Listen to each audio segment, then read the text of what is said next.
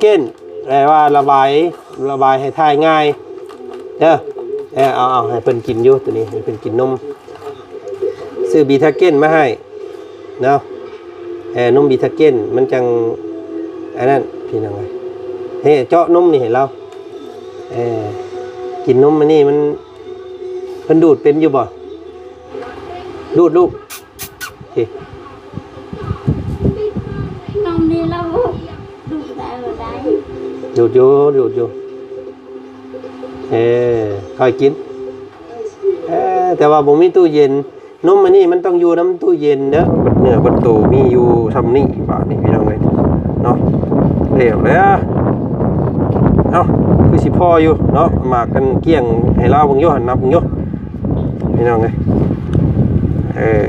โอ้ยได้อยู่โลนึงโลละ30,000นี่แหละเนาะได้เกือบ2 โลพุ่นแหละหันพี่น้องเอ้ยเด้อเนาะผักซื้อมาให้พลักน้อยนี่เด้อ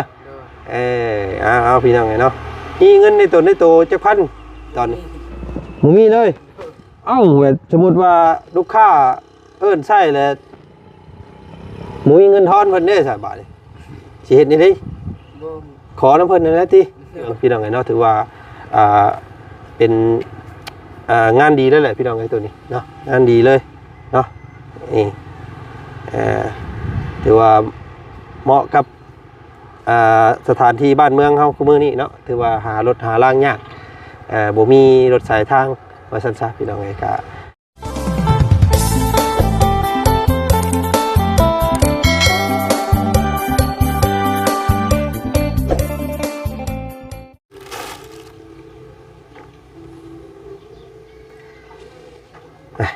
พี่น้องเนาะก่อนที่พากันเดินทางกลับบ้านกับทางบ่าวจันพี่น้องเลยเนาะและเวียนเข้ามาเยี่ยมเบิ่งน้องพลักน้อยเพิ่นก่อนพี่น้องหลานพลักน้อยเพิ่นก่อนเนาะเห็นทางอาเจืองบอกว่าเมื่อวานนี้เนาะพี่น้องเนาะน้องเพิ่นได้ไปสวนก้นว่าซั่นพี่น้องเลยเนาะไปห้องแพทย์ห้องหมอว่าซั่นเนาะว่าถ่ายบ่ออกว่าซั่นพี่น้องเนาะเด็กน้อยต้องกินน้ำหลายๆแล้วก็ต้องกินเนื้อส้มเนี่ยเนาะพี่น้องเนาะซื้อหมักส้มซื้อหมักที่หมักไหมนะพี่น้องให้เพิ่นกินว่าซั่นเนาะ FC เพิ่นคอมเมนต์มาหลายๆเนาะต้องให้เด็กน้อยกินน้ำแล้วก็ต้องกินหมักส้มเนาะกินหมักเกี้ยงว่าซั่นพี่น้องเอ้ยมันจังสิได้ขับถ่ายได้ดีว่าซั่นเนาะพี่น้องเนาะกินกล้วยกินนั่นแน่ว่าซั่นพี่น้องเอ้ยเนาะจังได๋ก็ขอบพระคุณเนาะป้าลุงบัดสุขุสุคนพี่น้องเอ้ยที่ยังเตือนทางครอบครัวนี่เลยตลอดมาเนาะพี่น้องเนาะทางเจืองกะเห็นนั่งเผาอยู่พุ่นคือเก่ามื้อนี้พี่น้องเอ้ยเนาะเผาลูกค้าเนาะจักได้บ่ได้เด้มื้อนี้ว่าซั่นซะพี่น้องเอ้ยเนาะคือเห็นน้องเพิ่นอยู่เทิงเฮือนผู้มื้อนี้พี่น้องเอ้ยเนาะโอ้ยเป็นจังไดเด้พี่น้องเอ้ยเนาะขึ้นไปเบิ่งก่อนอยู่บ่พลักนอนแล้วโอ้ยพี่น้องเอ้ยเนาะบรรยากาศตอนใกล้สิเที่ยงมื้อนี้พี่น้องเอ้ยเนาะเข้ามาแอนมาดินน้ำพลักน้อยก่อนพี่น้องเอ้ยใส่ตื่นเด้อบ่โอ้ยพาเพิ่นได้ท่อโทรทัศน์นี่นั่งอยู่เทิงพี่เนาะพี่น้องเนาะ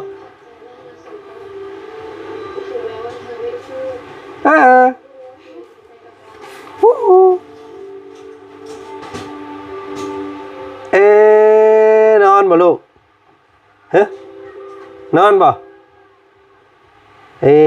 เป็นที่ใดเมื่อยบ่เมื่อยบ่พี่น้องเลยเนาะเห็ดไปสั่งโยนี่โอ้เบิ่งทีวีช่อง7ผู้พี่น้องเลยเนาะสบายดีสบายดีลูกสบายดีบ่ให้เนาะพี่น้องเลยเนาะบ่ซื่นเด้อมื้อนี้เป็นที่ใดเพิ่นว่ามื้อนั้นว่าพ่อเพิ่นว่าไปหาหมอบ่ไปหา เป็นนี่ได้แล้วหลังจากหาหมอมา อ้าวหมอมาไล่แหละแล้วยัง ทายยากเนาะ ดูยังทายา โอ้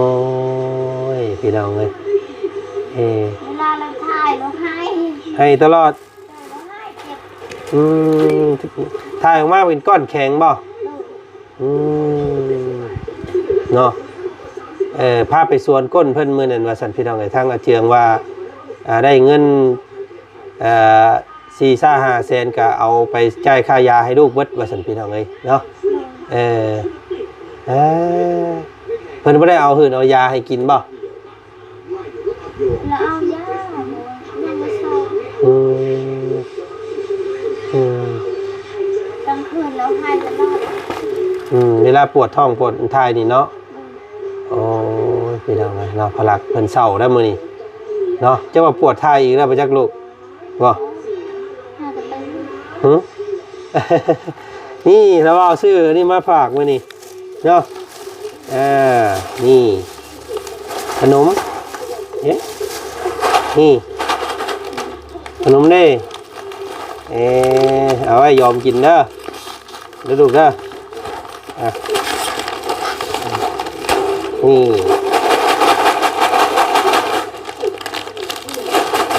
ี่เอามียังไงมีโอ้มีอันนี้น้ำนี่เอาลูกแกะให้เพิ่นอยู่หั่นเนาะครับเป็นระเบ้าซื้อนมเปรี้ยวมาให้นี่บีทาเก้นแปลว่าระบายให้ทายง่ายเด้อเอาให้เพิ่นกินอยู่ตัวนี้ให้เพิ่นกินนมซื้อบีทาเก้นมาให้เนาะนมบีทาเก้นมันจังอันนั้นพี่น้อง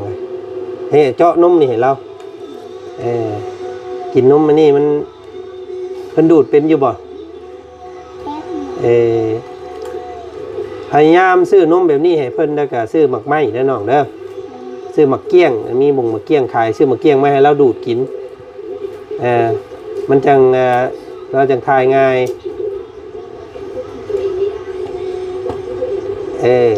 ไหนเราดูดเบิ้ลหันกันว่าทายสบายแล้วหันเป็นยังไงอย่าเพิ่งลูกไหน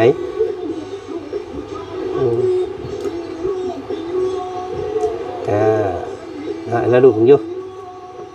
ปุ๊บ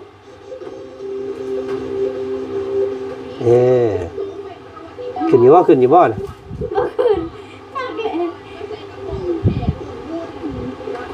ดูดลูกนมนี่เราดูได้หรือได้ ดูดอยู่ค่อยกินแต่ว่าผมมีตู้เย็นนมมันนี่มันต้องอยู่น้ำตู้เย็นเด้อเนาะค่ะมันห่อนแต่อันอย่างคนอื่นจุลินทรีย์บอกอยู่ข้างในเห็นมันสิตายแล้วดูดคอยดูด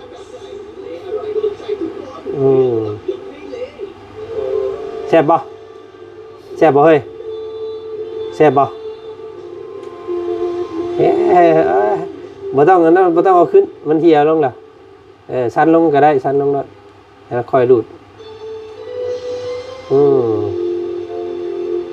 เพิ่นกินนมเบอร์ยังเพิ่นเอานมให้เราเบอร์ยังนมอันเด็กตัวเย็นนี่บ่นมมันกล่องสีฟ้าๆนั่นบ่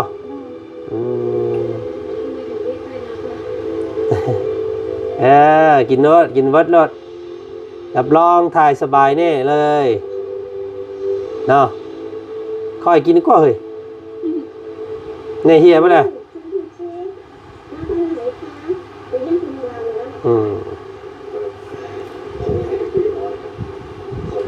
กินแซ่บบ่แซ่บเนาะ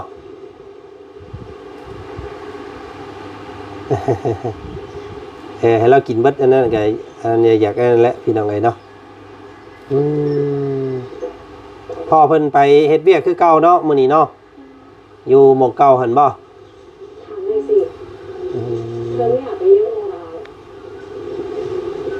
กิน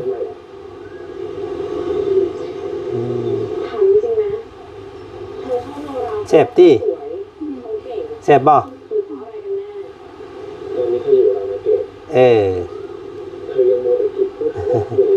เป็นคนนั้นเลยบาดนี้พี่น้องไงเนาะซึ่งเลยบาดนี้ ชื่อเลยแต่เรา แต่เก่าเด้โอเคก็โอเคเนาะถ่ายบ่ออกเลยซึ่งเลยจึ้งบ่ กินข้าวกับหยังใส่เจ้ามื้อนี้ เรากับเราไปอาจารย์ไปเก็บผักอยู่ช่วย อืม อยู่ทั้งวันเลย อืมอืมเอาไว้กินนะลูกเด้อนะแต่ว่าซื้อมาฝากเด้อเอาไว้กินเอากินแล้วอย่างนุ่มอีกนะฮะดุด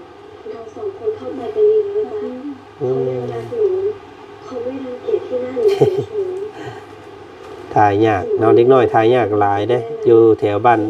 ทางอ้ายเพิ่นก็หลายเนาะเพิ่น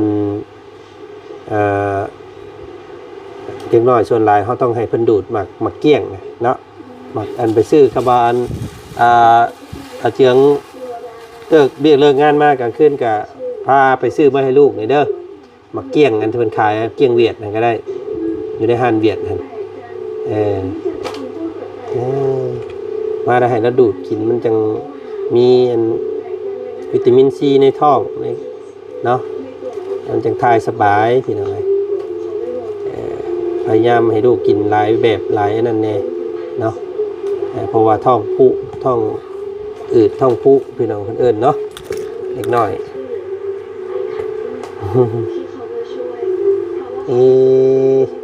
มีพัดลมอันนึงเนาะแล้วก็โทรทัศน์ทีวีวันนี้พี่น้องไปนี่ยังเบิ่งค่ำกลางคืนก็อบอุ่น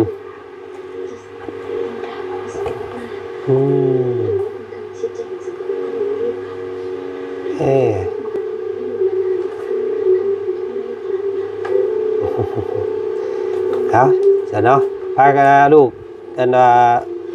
พักพรอยู่เฮือนเด้อเสร็จเด้อ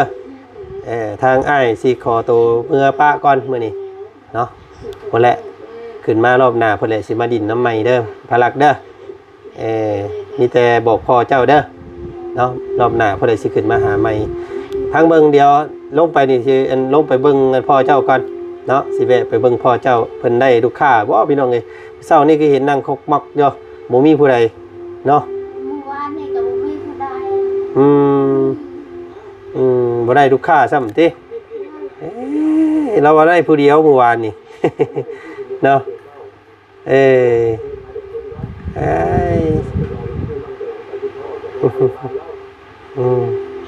เอาอาการน้องเพิ่นดีขึ้นแล้วพี่น้องเอ้ยเนาะแต่อายลายเด้อคอยอายอยู่ดีมีเมฆขอให้อยู่มันคนยืนบ่ปะบ่ทิ่มน้อง เด้อ ให้คุณดาวปลอดภัยให้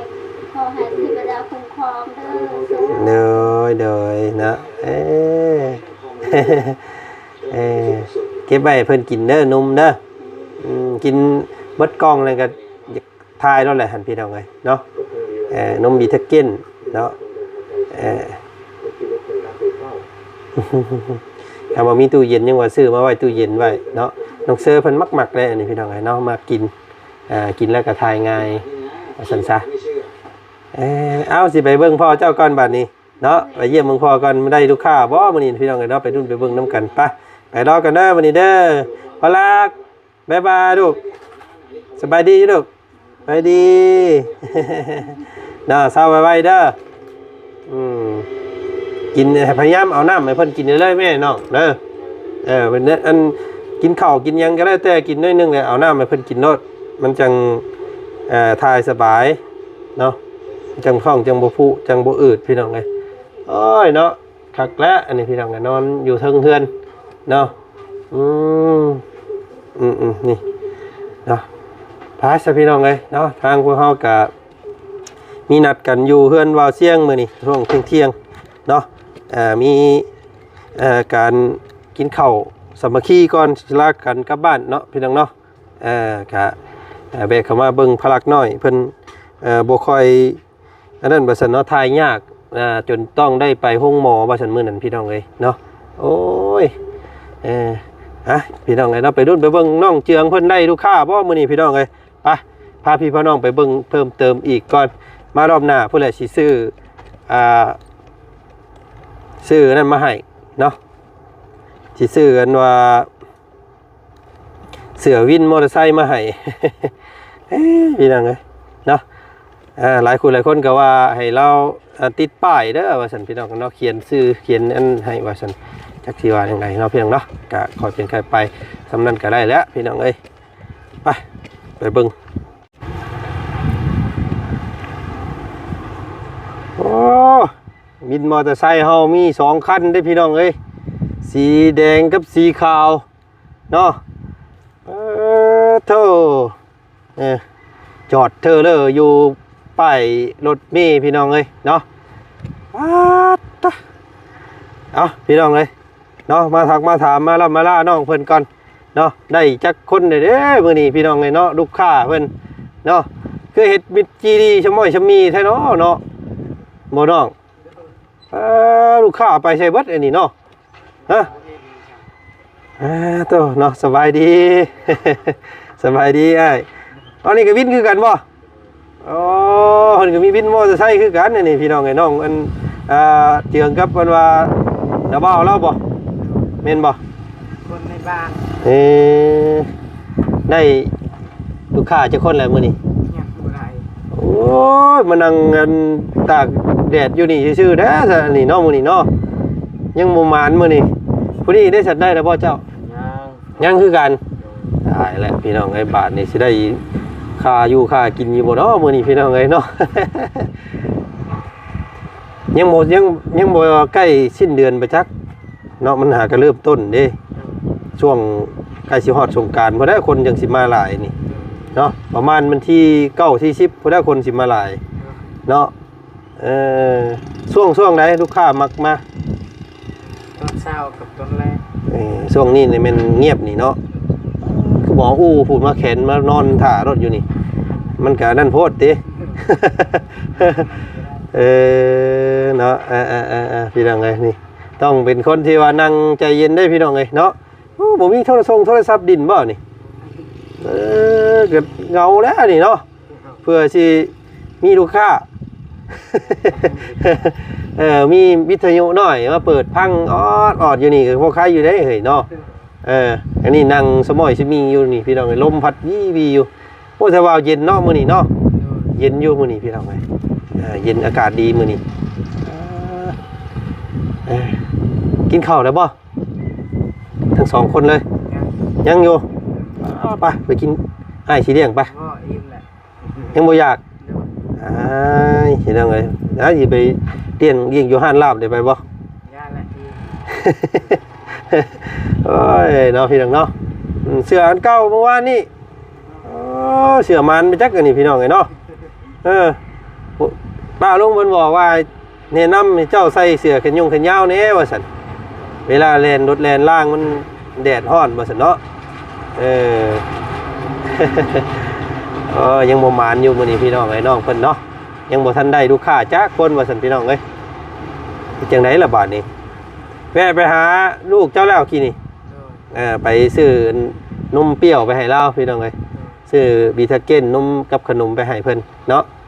เห็นน้องกันว่าหั่งเพิ่นว่ายังคือเก่าอยู่ว่าซั่นทางขึ้นมาได้ให้แล้วบ่แม่นบ่มันเราบ่สบายในท้องเด้ว่าเนาะบ่สบายในท้องเลยก็ให้เด็กน้อยพี่น้องเฮาอันได้เงินบัดนี้เมื่อนั้นซื้อหมักนั่นเมื่อให้เล่านี่เด้อหมักเกี้ยงหมักสมนั่นนะน้ำห่านเวียดมีขายบ่ซื้อจักโลนึงให้เมื่อให้เราดูดกินหมักเกี้ยงนะมันจังทายง่ายป้าลุงเพิ่นคอมเมนต์มาบอกอยู่ว่าให้อาเจียงซื้อหมักเกี้ยงเมื่อให้เล่าเด้อว่าซั่นเนาะต้องกินหมักไม้น้ำว่าซั่นพี่น้องเอ้ยกินพวกแอปเปิ้ลบ่หรือว่าหมักแอปเปิ้ลหมักเกี้ยงเนาะต้องให้ลูกกินน้ำเด้อเนาะบ่ได้ค่อยให้เพิ่นกินบ่โอ้เด้สิพี่น้องไงเนาะมันบ่มีเงินเนาะจักโลเท่าไหร่บ่เกี้ยงเคยชื่อโลละ 30,000โลนึงเอาโลนึงให้กันหลายอันได้แล้วหันพี่น้องไงเนาะพอยั่วท้องน้องเพิ่นมันถ่ายครับถ่ายสบาย เนาะอ้ายบ่ได้กลับเข้าไปอีกเดี๋ยวอ้ายสิเอาเงินให้ไปซื้อมื้อให้เท่าเด้อหมากเกี้ยงเด้อเนาะ50,000เนาะก่อนเงินก่อนพี่น้องเอ้ยโอ้เงินก็เบิดแล้วบาทนี่เนาะหายคักบาทนี่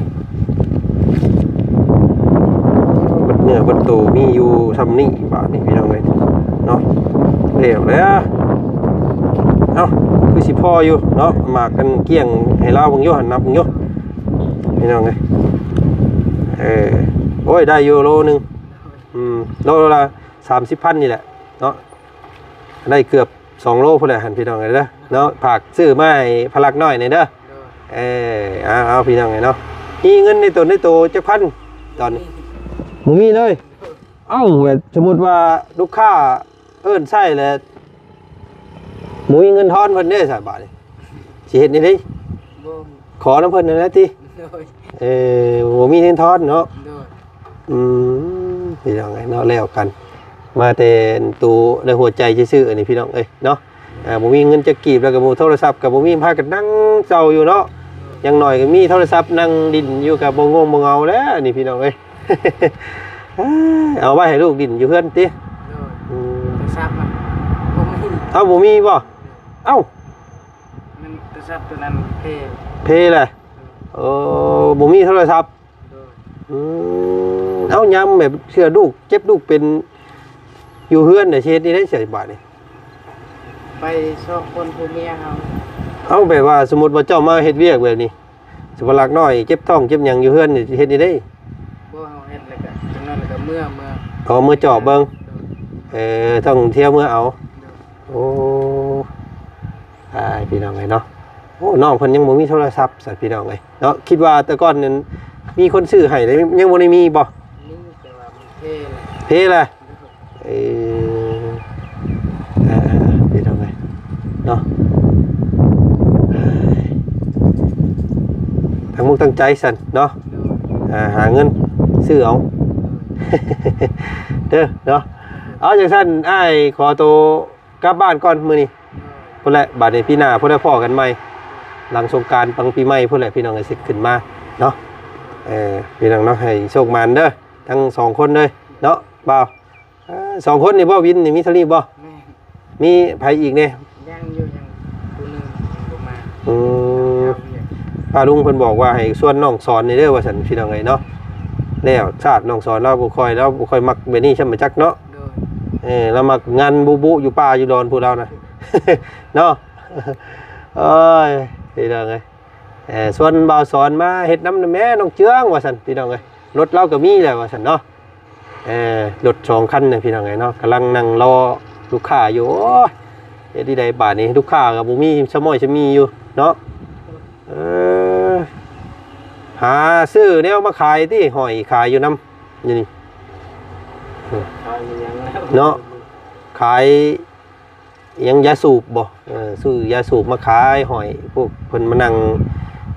ก็มันมีร้านค้าอยู่ใกล้เนาะบ่แพ้เพิ่นเนาะ โอ้ยแล้วกันบัดนี้ที่เราก็ลูกค้าก็หายเอ้าไปสนับให้กำลังใจเด้อน้องเด้อเนาะพอกันใหม่สบายดีเนาะโอ้ยบางๆก็ไปซื้อเอ็มร้อยมาสู้เรากินแน่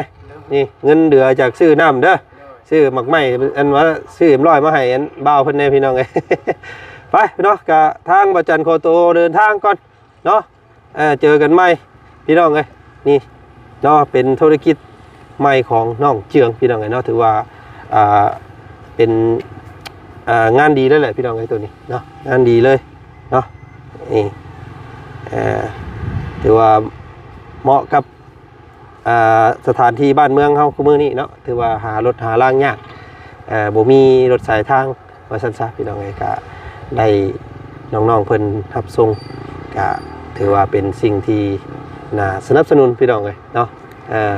ขยันบ่มีเงินน้อยบ่คอยวาสนาเด้อพี่น้องเด้อเนาะไปสถานเฮาก็ขอตัวไปกาเกียมของอยู่ของกินก่อนให้หมู่มาชุ่มกันแล้วก็สิพากันกลับบ้านพี่น้องเอ้ยเนาะเป็นปัจจัยจากทางพ่อคำสิงเนาะไปเนาะถ้าคลิปนี้ก็ผมมียังไลน์พี่น้องเนาะขอบใจเมื่อสักครู่สักคนที่ติดตามเบิ่งชมเนาะเอา ก่อนสบายดี